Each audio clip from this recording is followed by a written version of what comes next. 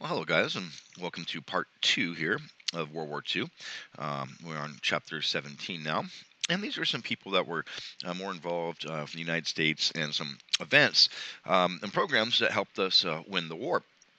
First one is George Marshall, and the Chief of Staff of the Army during World War II. And he certainly will be remembered also for after World War II when he thinks up and sponsors what's called the Marshall Plan, which was integral in helping to rebuild Europe after World War II. Very important person. Chief of Staff of the Army for World War II, George Marshall. The Women's Auxiliary Corps. Now, it is true that women were still only volunteers, and they were non-combat roles, of course, and that's still a controversy today about combat versus non-combat.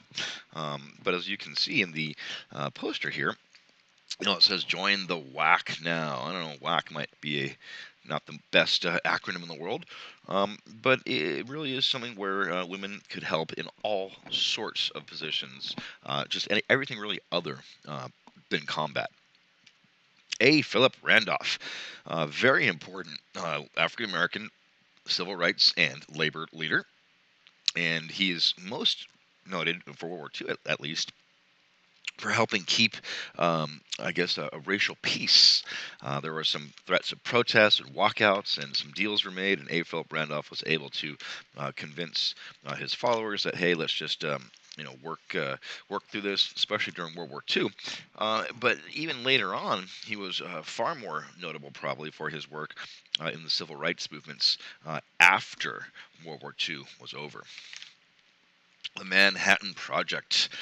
This was a secret research project to develop the nuclear bomb. And you say Manhattan, geez, I'm looking at up this map over here. I don't see anything in Manhattan, and it is true. None of it did take place in Manhattan. The original right here, the University of Chicago. That was where the original sort of experimentation was done. But then all sorts of other places all around the country, as you can see from this map, there's all sorts of places that helped in developing it. And you might remember the test site in New Mexico as well. So the Manhattan Project led to the development of the nuclear bomb. Office of Price Administration. Now, this is a government agency, federal government, that fought inflation and regulated price of everyday goods. This way, people would know what they'd be paying for, even in shortages, and this allowed or prevented inflation. So, see tomato juice for 10 cents. Well, if there's a shortage of tomato juice, 35, 40 cents, and all of a sudden it throws everything out of whack. And I like to look at some of these menu items, and it seems to be a lot of stuff here. Looks pretty good and pretty affordable too.